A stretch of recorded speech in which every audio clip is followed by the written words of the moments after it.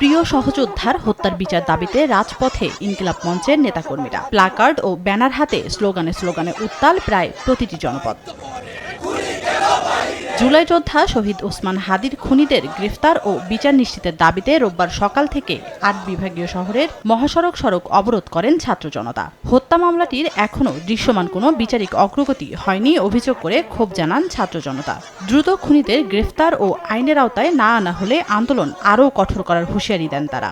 হত্যার খুনিদেরকে ভারতে যদি পালাতে দেওয়া হয়ে থাকে, আসলে যদি সে পালা যায়, এইসব চার্জশিটের এখন কোনো মূল্য নাই। আধিপত্যবাদের বিরুদ্ধে লড়াই করে আমাদের হাদি ভাই হচ্ছে যে রোষের শিকার। নির্বাচনের আগে হাদির খুনের বিচার আমরা চাই। হাদি হত্যার রহস্য ও খুনিদের নাম পরিচয় এখনো স্পষ্ট নয়। বিষয়টি নিয়ে সরকার টালবাহনা করছেন অভিযোগ শিক্ষার্থীদের। ওসমান হাদি মারা গেছে আজকে অনেক দিন হয়ে গেছে, কিন্তু তারপরে সরকারের কোন এক অদৃশ্য কারণে সরকার অপরাধীদেরকে গ্রেফতার করতেছে না এবং সুনির্দিষ্ট করে বলতেছে না আসলে অপরাধীরা কোথায় আছে। 1 মাসের ভিতরে হাদি হত্যার বিচার করতে হবে, না হলে ইন্টারিমের দায়িত্বরত একজনকে আমরা ভারতে বা কোনো দেশে পালিয়ে যেতে দেব না। যদি ইন্টারিম সরকার এবং ভারত এর সুষ্ঠু একটা বিচার কাঠামো তৈরি করতে না পারে, তাহলে আমাদের আন্দোলন কঠোর থেকে কঠোর হবে।